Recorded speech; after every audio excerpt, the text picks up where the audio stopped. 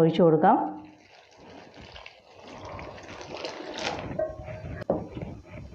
മതിയാകും. ഇത് നല്ലതുപോലെ ഒരു 5 മിനിറ്റ് ഒന്ന് കുതിർന്ന് വരട്ടെ.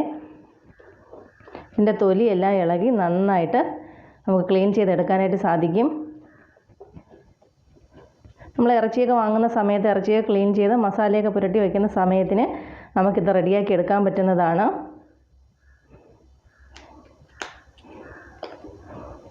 ഒരു 5 മിനിറ്റിന് ശേഷം നമുക്ക് കാണിക്കാം. നമ്മൾ വെളുത്തുള്ളി ക്ലീൻ ചെയ്യുന്ന സമയത്ത് ചെറിയ ചൂട് വെള്ളമാണ് ഒഴിക്കേണ്ടത്. അത് നമുക്ക് കുടം പോലെയല്ലേ ഇരിക്കുന്നത്, അതുകൊണ്ടാണ്. ഇത് സെപ്പറേറ്റ് ആയിട്ട് ഇതേപോലെ കിടക്കുന്നത് കൊണ്ടാണ് നമ്മൾ നോർമൽ വെള്ളം തന്നെ ഒഴിച്ചാൽ മതിയെന്ന് പറയുന്നത്. ഇതിപ്പോൾ നമ്മൾ വെള്ളത്തിലിട്ടിട്ട് 5 മിനിറ്റേ ആയിട്ടുള്ളൂ, കറക്റ്റ് 5 മിനിറ്റേ ആയിട്ടുള്ളൂ.